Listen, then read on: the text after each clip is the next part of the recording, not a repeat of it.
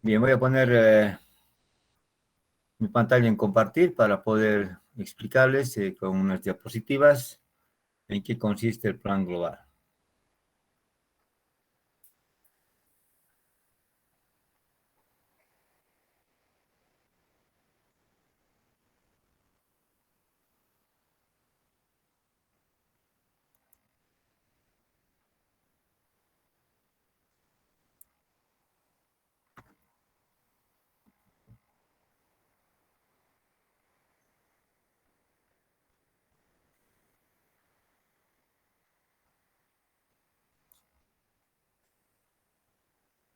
Bien, ¿podrían confirmarme si se ve la diapositiva y el audio está bien, por favor?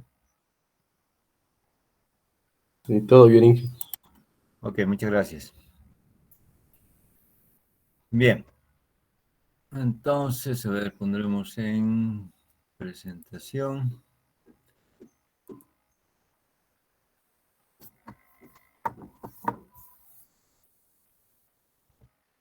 Ya. Bien, mi nombre es José Antonio Urrutia Medrano. Mi celular es el 70 79 56 79. Para cualquier comunicación del grupo, cualquier persona que tenga alguna duda, consulta, por si acaso, puede hacerlo a través del WhatsApp, del grupo de WhatsApp que tenemos. Y si no, pues puede comunicarse conmigo a través de mi celular, 70 79 56 79. Si me mandan un mensaje, por si acaso, yo les contesto normalmente en la tarde o sobre tarde o por la noche, porque en la mañana tengo clases y no estoy con el celular y no atiendo, no veo, ¿no? Si tengo tiempo, obviamente les voy a contestar en ese momento, pero si no, es más seguro que les responda o les conteste sobre tarde o por la noche, ¿ya? Por favor. Y si es algo urgente o algo muy importante, entonces pueden darme una llamadita por WhatsApp para poder conversar, ¿no? Si es necesario en ese momento. Bien. La primera unidad está dirigida a los conceptos introductorios. Acá, como ya se mencionó el día de ayer, vamos a ver de forma muy general los principios básicos y algunos conceptos generales de la electrónica digital. Entonces, vamos a hacer una pequeña introducción. Todas las unidades tienen una pequeña introducción donde se hace un desglose muy resumido de todo lo que se ve en la unidad. Entonces, vamos a empezar con los sistemas digitales y los sistemas analógicos, ¿no? Vamos a ver un poco de las diferencias de ambos sistemas. Y después pasamos a ver los sistemas de numeración digital. Ya les había mencionado de que vamos a ver 4 sistemas. Vamos a ver el sistema decimal que utilizamos nosotros, los humanos, para hacer nuestros cálculos, nuestra matemática. Vamos a ver el sistema binario, que es el sistema que se utiliza o utilizan las computadoras, los sistemas digitales. Después vamos a ver 2 sistemas adicionales que son el sistema octal y el sistema hexadecimal, que son sistemas de apoyo, ¿no?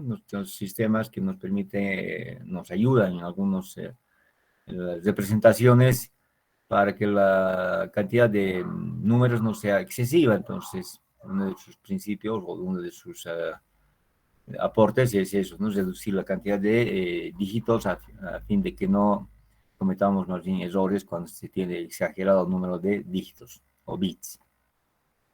Bien, entonces vamos a ver esos 4 sistemas. Hay otros sistemas más, por si acaso, ¿no? Pero no interesa.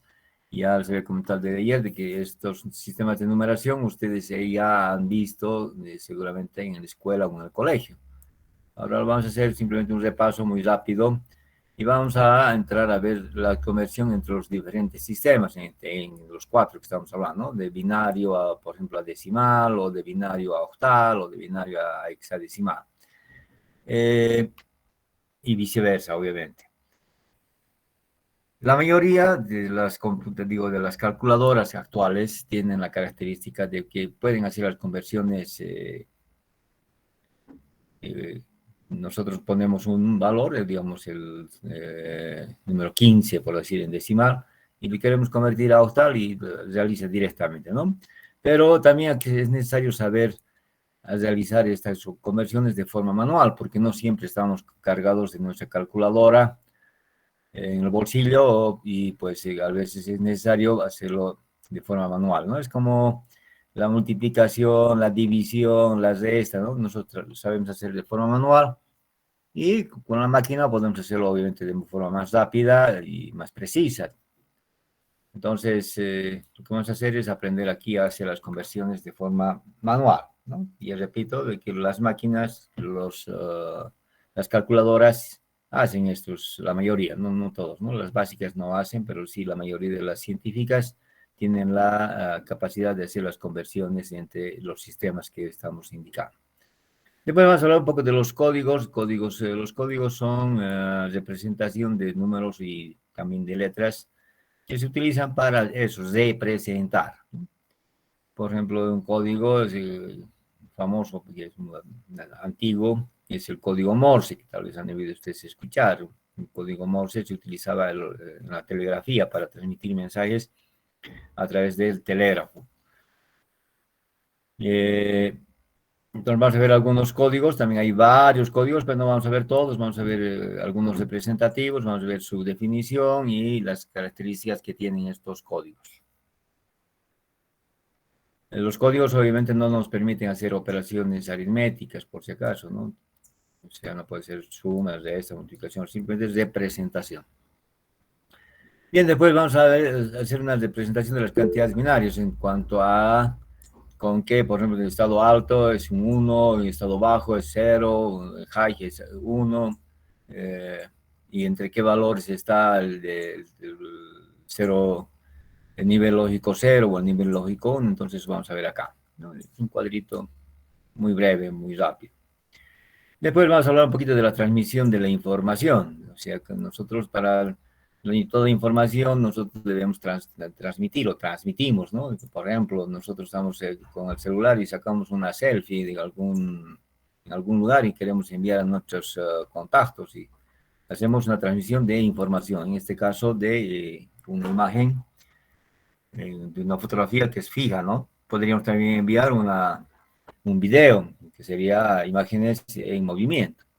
Entonces, vamos a hablar un poquito de la transmisión en general. Hay dos tipos de transmisión, una es la serial y otra la paralela. Vamos a ver las diferencias y características principales de cada una de ellas, ¿no? Sus ventajas, desventajas de cada una de las formas de transmisión. Estas son las dos que utilizamos normalmente. Bien, después vamos a hablar un poquito de la memoria, de los dispositivos de memoria. Repito, esto es una revisión muy resumida, muy general, muy breve. Entonces, lo que vamos a hacer es simplemente ver los conceptos más fundamentales y hablar de forma muy general de cada uno de los conceptos que estoy mencionando. ¿No? No vamos a entrar, no vamos a profundizar en estos temas. Lo que vamos a hacer es definir o indicar los conceptos de cada uno de las aseveraciones que tenemos. Bien, vamos a ver qué tipo de memorias tenemos, o más que tipo, sino qué características tiene la memoria, ¿no? Después vamos a ver un diagrama de bloques de un computador digital. O sea, los computadores digitales son los que utilizamos, ¿no? La laptop, el computador de escritorio, esas, ¿no? No vamos a hacer un desglose interno de todos los componentes, sino vamos a ver bloques que componen y qué es lo que hace cada uno de estos bloques, qué trabajo realiza, eso, y cómo podemos identificar dentro de nuestro computador. Voy a mostrar algunas imágenes mostrando cada uno de los elementos que vayamos a hablar dentro del computador digital. Hay computadores analógicos también, ¿no? Pero no nos interesa, sino vamos a hablar de la parte digital. Finalmente, para terminar esta unidad, vamos a ver un dispositivo que es el temporizador 555 o timer también conocido, que tiene varias formas de funcionamiento. Funciona como oscilador, estable, monostable, que es lo que nos vamos a ver, nos interesa. Pero también puede trabajar como un dispositivo modulador, por ejemplo, ¿no? Entonces, pero eso verán en otra unidad, perdón, en otra materia, ¿no? Entonces nosotros vamos a ver al temporizador 555 trabajando como oscilador estable o como oscilador monostable, ¿no? Vamos a ver qué diferencias hay. Lo que vamos a aprender es aquí a diseñar este dispositivo para que genere una determinada frecuencia en su salida, ¿no? En función de lo que nosotros deseamos, ¿no? Y el monostable que se genera un pulsito de un determinado tiempo de duración. Entonces vamos a aprender a hacer el diseño. Les voy a dar las herramientas, vamos a hacer ejemplos y eso también van a hacer en el laboratorio. Bien, esa sería la unidad número 1, ¿no? Los conceptos introductorios. Esa partecita ya es un poco más detallada, pero repito, del 555 vamos a ver estas dos formas que estoy mencionando. Si tienen alguna duda, podrían hacerlo antes de que pase a la siguiente diapositiva.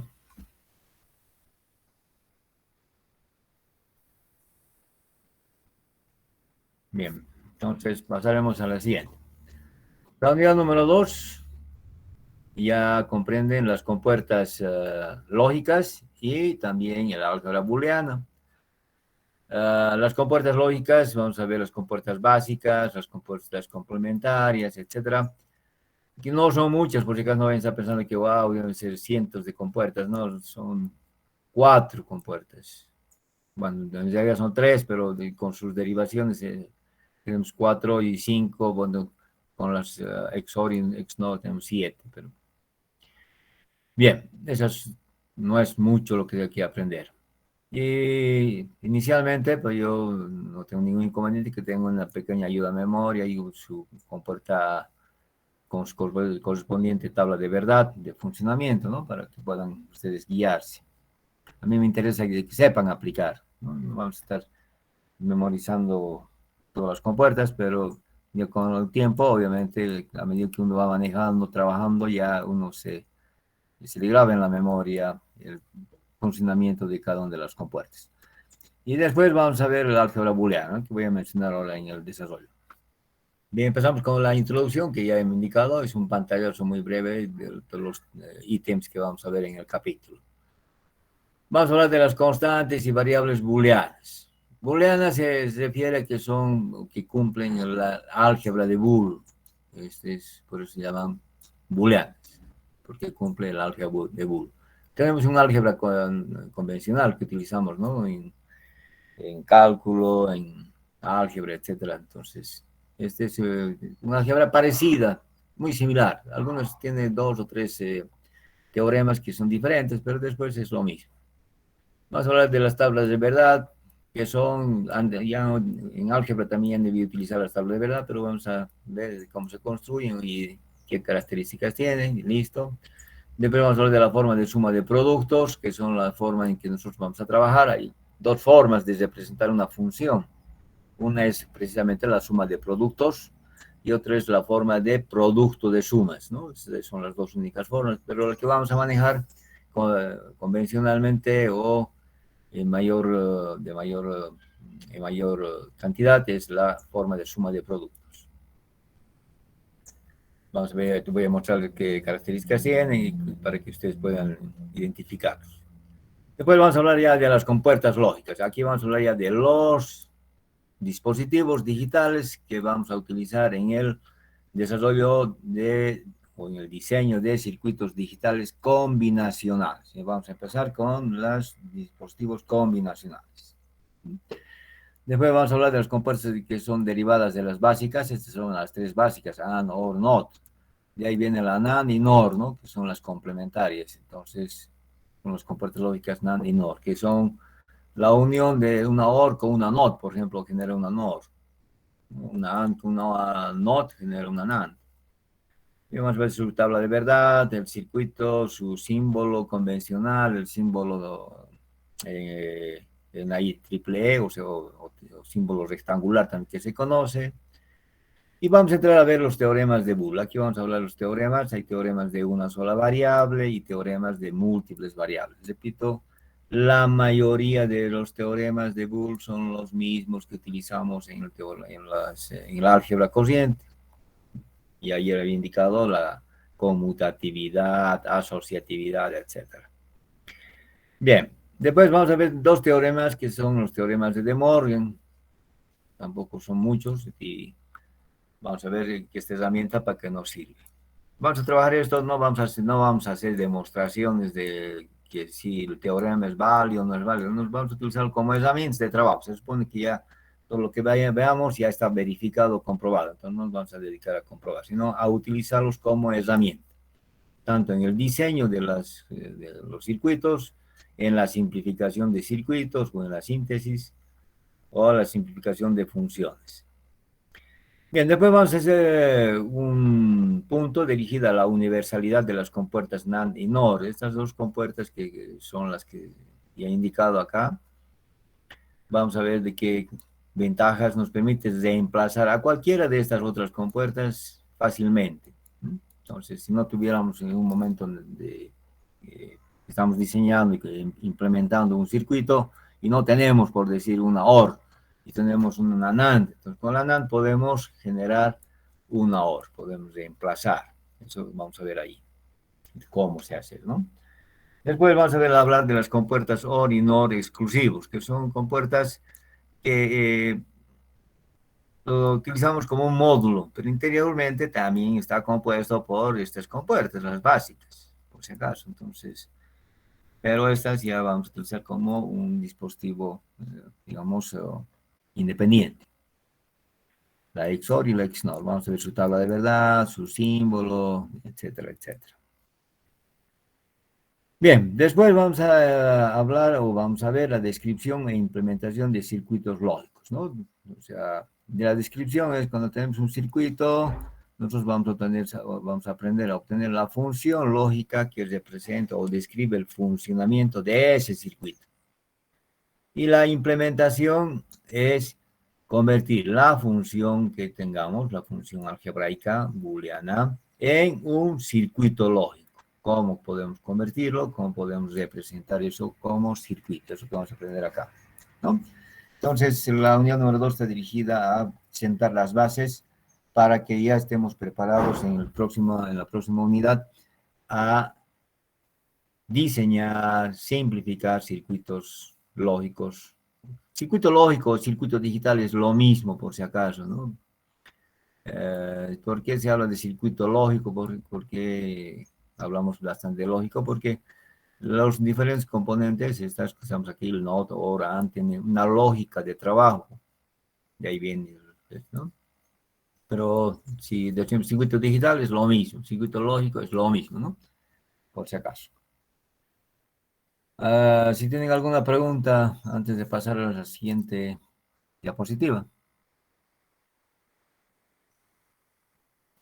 No tienen alguna duda, no hay nada. Entonces, a ver, pasaremos a la siguiente. Y aquí vamos ya a aplicar las herramientas que hemos aprendido en la unidad número 2 a utilizarlas. Vamos a empezar utilizando en el diseño, como había indicado, o la simplificación de funciones o circuitos. Bien, estamos hablando de circuitos lógicos combinacionales, ¿no? Por si acaso, toda esta primera parte es de circuitos lógicos combinacionales. Ya en la siguiente unidad vamos a ver los circuitos lógicos secuenciales. O sea, no tienen clock, simplemente tienen las entradas y salidas, ¿no? Y para cualquier variación de entrada, responden inmediatamente una respuesta, generan una respuesta en función de su tabla de verdad. Bien, vamos a empezar con la simplificación algebraica de circuitos lógicos, ¿no? Entonces vamos a tener un circuito lógico, ya había mencionado de que hay muchas personas que tienen como hobby, digamos, la electrónica, les gusta, pero no han estudiado, entonces probando, fallando, prueba y error, es el método empírico de diseño o implementación de circuitos, van generando un circuito que ellos desean hacer trabajar de alguna forma para que haga algo. Obviamente, como no están utilizando los conceptos que vamos a aprender en este curso, entonces ellos generan un circuito que es bastante amplio, o sea, tiene muchos componentes, quiero decir, ¿no? Y funciona, perfecto. Pero nosotros podemos agarrar y utilizando las herramientas que hemos aprendido en el anterior capítulo, podemos reducir a un circuito más pequeño que siga haciendo el mismo trabajo que el grande que ha diseñado esta persona que le encanta trabajar con dispositivos digitales. Entonces podemos reducirlo a un circuito más pequeño, menos componentes, menos cableado, menos consumo de energía, menos costo, ¿no? Y tenemos todas esas ventajas, ¿no? Pero sigue siendo lo mismo que se tiene inicialmente. Entonces, eso es la simplificación algebraica, ¿no? Para eso vamos a utilizar los teoremas de Boole y los teoremas de Moore para simplificar, para reducir el tamaño de la cantidad de compuertas en un circuito lógico, en un circuito digital. Después vamos a pasar a hacer el diseño de los circuitos combinacionales. Entonces, cómo a partir de un enunciado podemos generar un circuito que haga lo que dice el enunciado. Por ejemplo, que sea un detector de números pares, por decir. Entonces, vamos a hacer eso y cada vez que aparezca un número par en la entrada, genere un 1, se indique que este es un número par a la salida. Cuando venga un número impar, entonces no va, o sea, ingresa a las entradas un número impar, el dispositivo no muestra un 0 a la salida, ¿no? Entonces, no se, indicando que es un número impar, ¿no? Entonces, vamos a aprender a hacer el diseño de circuitos lógicos combinacionales, utilizando en primera instancia el método algebraico, o sea, los teoremas de Boole y de Morgan, ya mencionado. Bien, después, hasta ahí vamos a ver, hasta aquí va a ser el examen, por si acaso, hasta ahí es el cálculo del examen, hasta este método algebraico. Lo que viene después es para el segundo parcial. Bien, para eso vamos a ver otro método de trabajo, otra forma de trabajo, para hacer lo mismo, simplificación de circuitos lógicos y el diseño de circuitos combinacionales. Para eso vamos a aprender a manejar el método del mapa de Carnot, o mapa K, esto es conocido normalmente como mapa K. Entonces, el método del mapa de Carnot. Vamos a ver cómo se construyen los mapas. Vamos a después a aplicar estos mapas para hacer la simplificación, lo mismo que aquí arriba. Vamos a simplificar los circuitos lógicos usando el mapa K. Ahora vamos a hacer el mapa K. ¿Qué habíamos hecho? Utilizando el método algebraico, o sea, utilizando los teoremas. Ahora va a ser usando el mapa K. Pero no debemos olvidarnos de los teoremas porque a veces es necesario para algunas partes de nuestro circuito o de nuestra función utilizar los teoremas. Los teoremas se sigue utilizando, no es que lo vamos a poner en el curso, sino pero vamos a utilizar el mapa acá finalmente. Y para terminar, vamos a aprender a diseñar circuitos combinacionales, ahora sí, utilizando el mapa acá. Eso sería la unidad número 3. Repito, para que no se olviden, hasta aquí, hasta lo que estoy marcando con el puntero, hasta ahí es el examen, hasta el diseño de circuitos combinacionales utilizando el método algebraico, o sea, los teoremas de Boole y de Morgan. A ver, si tienen alguna pregunta o alguna duda.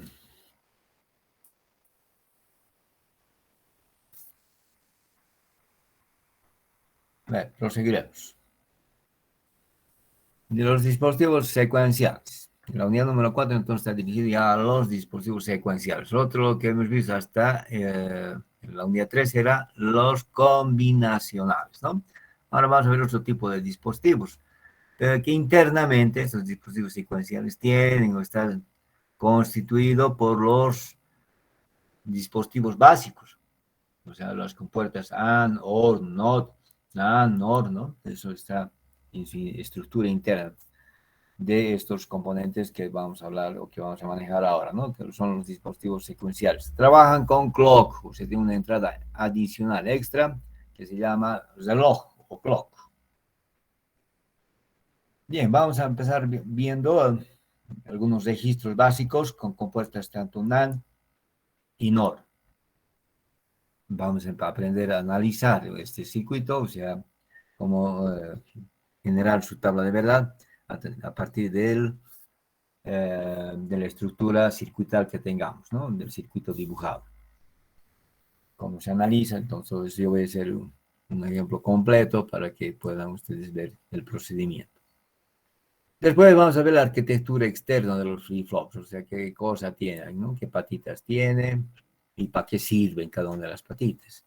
Después vamos a hablar de las señales de clock, o reloj, que son las que van a hacer funcionar a los flip-flops.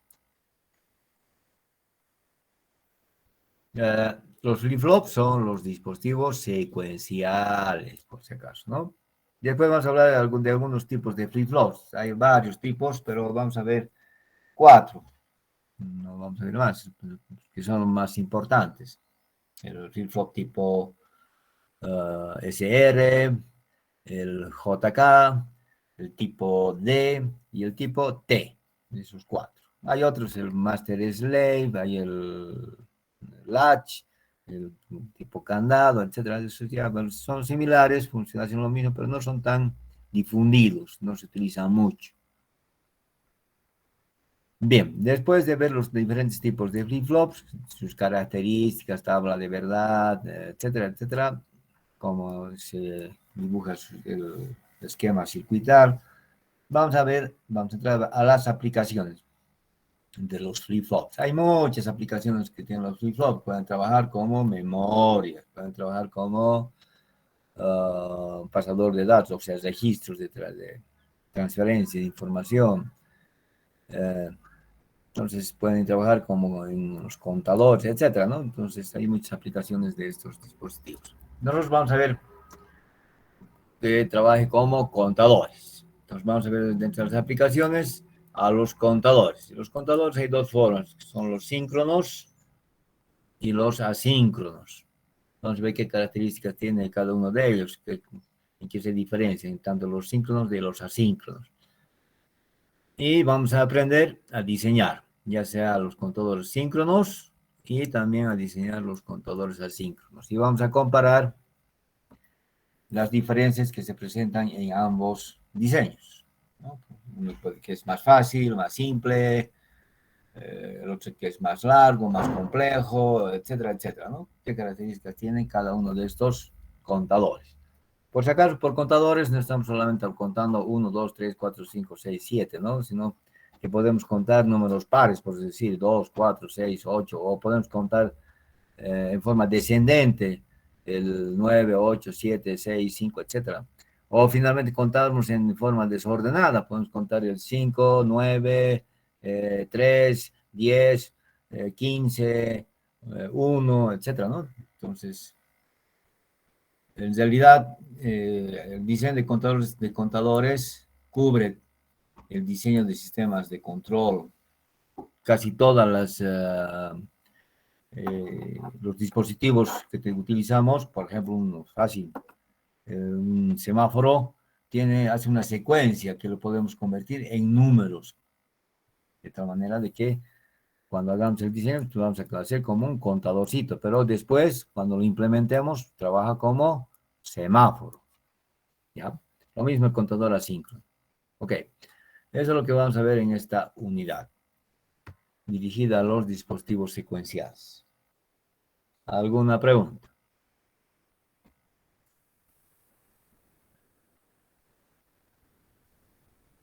Muy bien. Pasaremos a la siguiente unidad.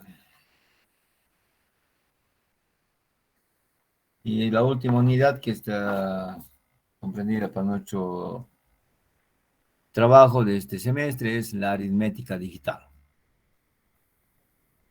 Aquí vamos a ver, vamos a hacer una pequeña introducción y la representación de números con signo. O sea, hasta aquí vamos a haber trabajado con números positivos solamente. Hasta aquí vamos a aprender a manejar también números negativos, o sea, números con signo. Vamos a utilizar para eso el complemento a 1, el complemento a 2, vamos a ver qué características tiene cada uno de esos complementos y para qué sirve. Después vamos a ver los casos de la suma. O sea, dentro de los casos de la suma también vamos a ver la sustracción o la resta. Y para eso vamos a ver también qué circuitos aritméticos cumplen con esto, o sea, pueden sumar, pueden restar estos circuitos, eso que vamos a ver acá. Y dentro de ellos vamos a hablar del medio sumador o half adder y del sumador completo, full adder, ¿no? ¿Cuál es su esquema circuital? ¿Cuál es su tabla de verdad? Etcétera, ¿no? Entonces, ese es nuestra última unidad, que es una unidad bastante corta, no es muy larga, porque en realidad lo que es esto de la aritmética es una aplicación de los dispositivos combinacionales. ¿Tuvieran alguna pregunta? Entonces esas 5 unidades son las que vamos a ver este semestre.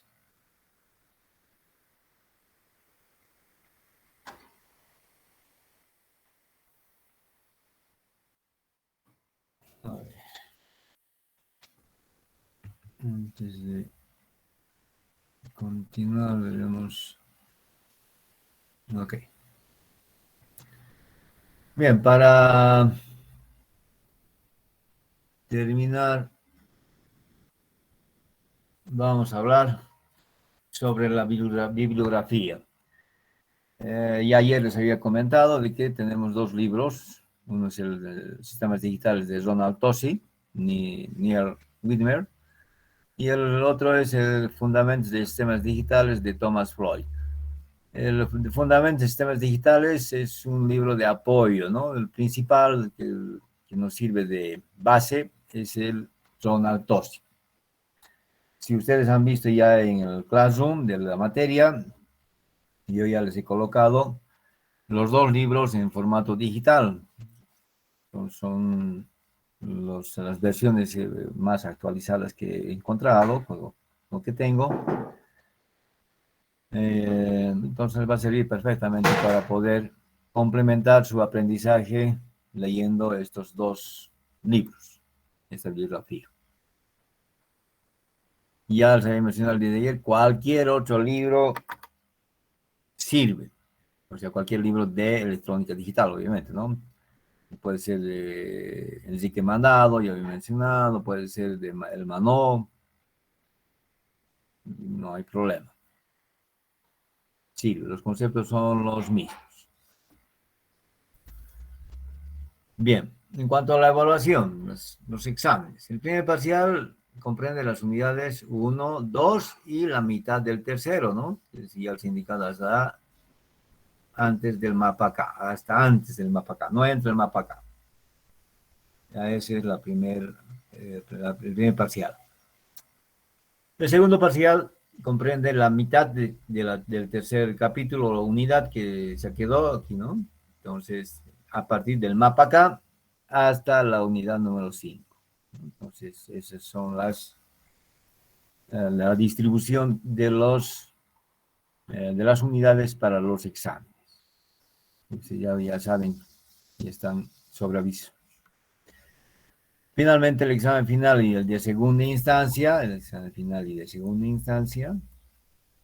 entra todo, ¿no? Todas las unidades.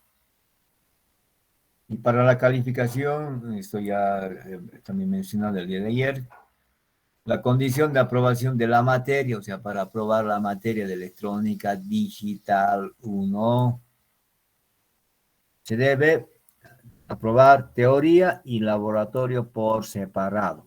Clarito está, no, cuidado que al final del semestre, no, yo pensé que podía ir sumando, no sé qué quiere decir, por dar un ejemplito. En teoría sacan 40 y en el laboratorio tenían 30, 80, digamos. 40 multiplicado, ¿no? O sea, estás reprobado. Y quieren que lo sumen. No se puede, o sea, no es permitido. Eso en nuestro reglamento está. Los 2 tienen que estar aprobados. En teoría tienen que tener más de 50 o 51 o más. Y en el laboratorio, obviamente, también 51 o más, ¿no? sobre, bueno, obviamente el teoría es sobre 70% de la nota total, laboratorio es el 30% de la nota total. Normalmente nosotros ponemos sobre 100, ¿no? Teoría, por ejemplo, aquí vamos a ver, el total 100%.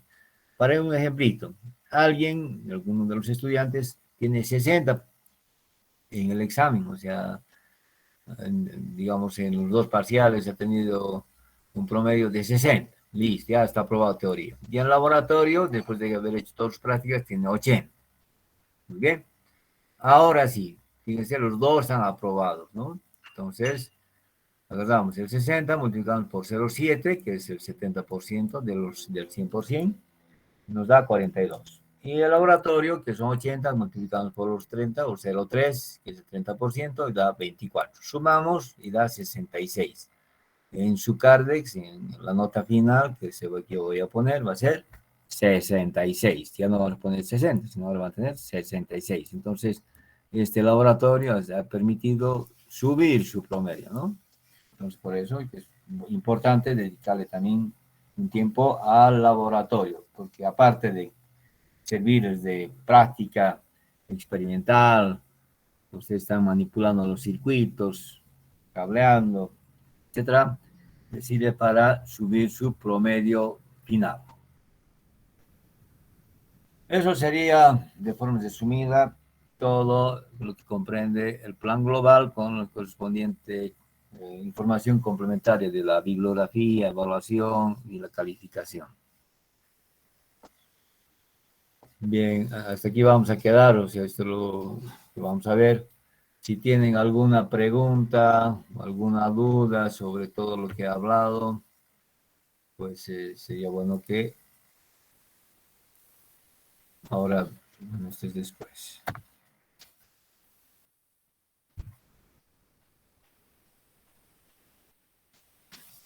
¿Está todo claro? ¿No hay dudas? ¿No hay preguntas?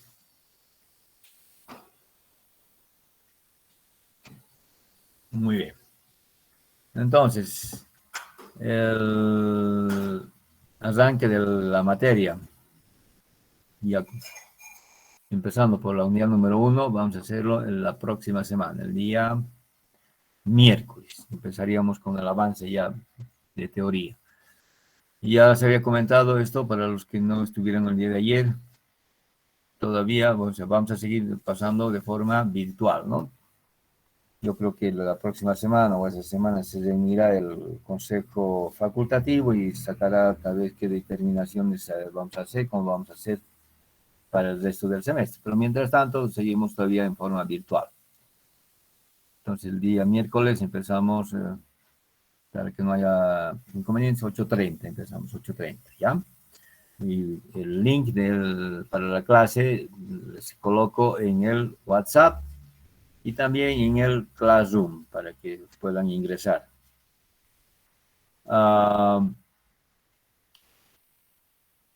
¿Qué más?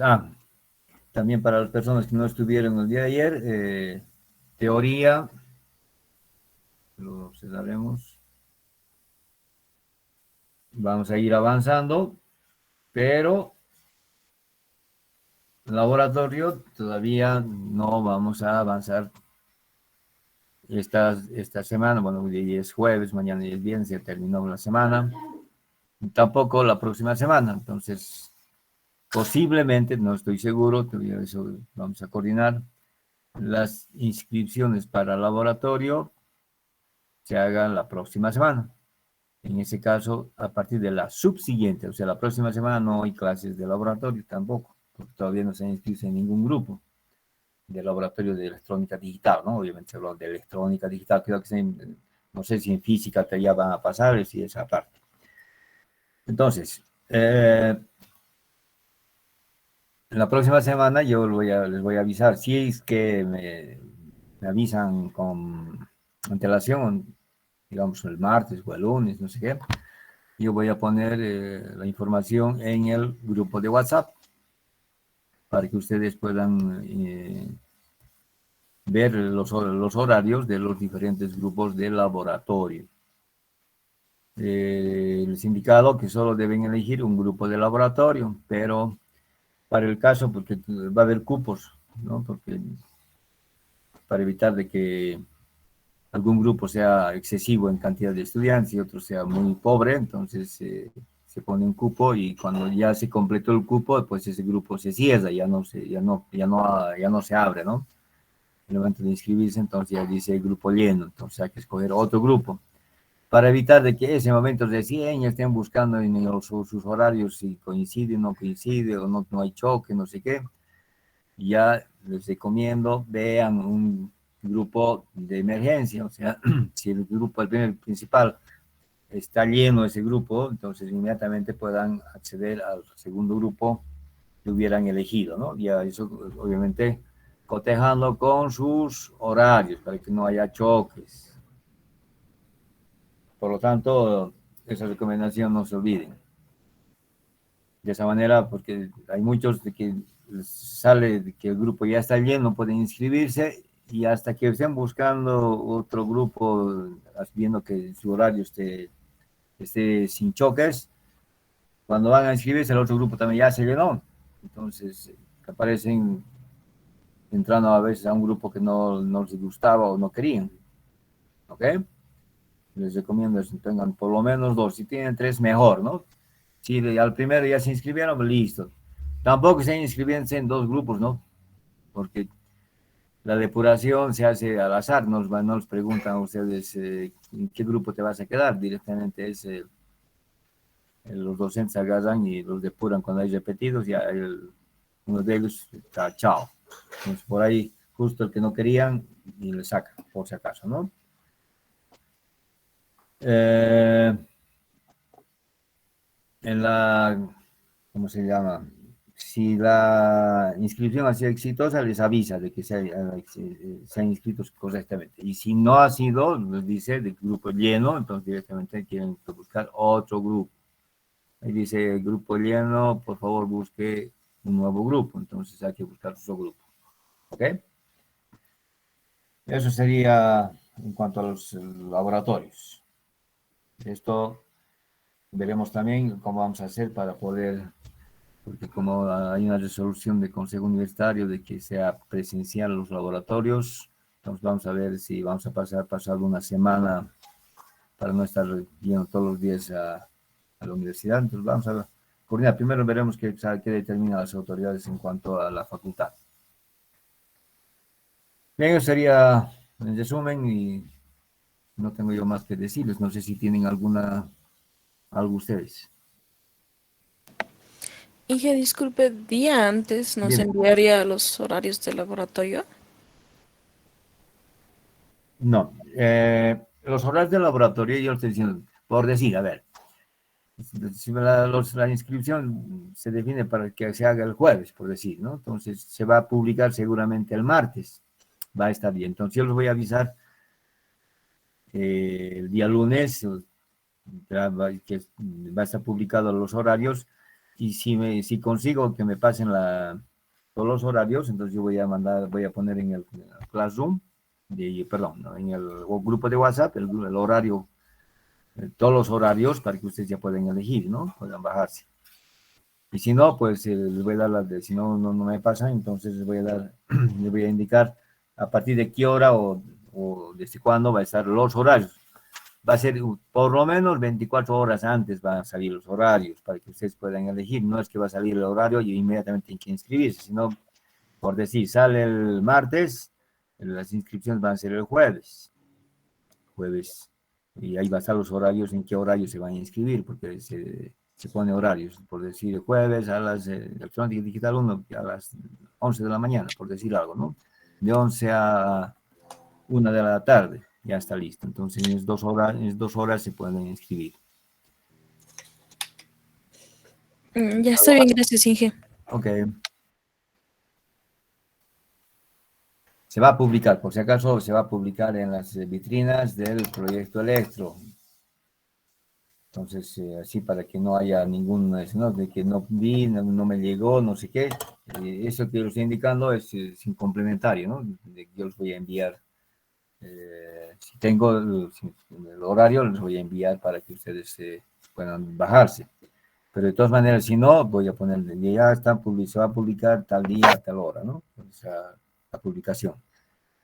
Y el examen, pues, perdón, el registro en los grupos, con seguridad va a ser al día siguiente o pasado un día por lo menos, o sea, para que ustedes puedan primero informarse, ver bien sus horarios y deciden pueden inscribirse, ¿no? No es ese día, pero hay que estar atento, por si acaso, hay que ser la próxima semana, hay que estar atento. Repito una vez más, se va a publicar ahí en la entrada del proyecto Electro y también seguramente en la vitrina del centro de estudiantes. Pero eso va a ser la próxima semana, yo creo que el martes o miércoles. Voy a tratar de contactarme con los otros docentes y con jefe de departamento, porque ha cambiado jefe de departamento para poder coordinar cuándo se va a hacer aquello. Y les aviso. ¿Algo más?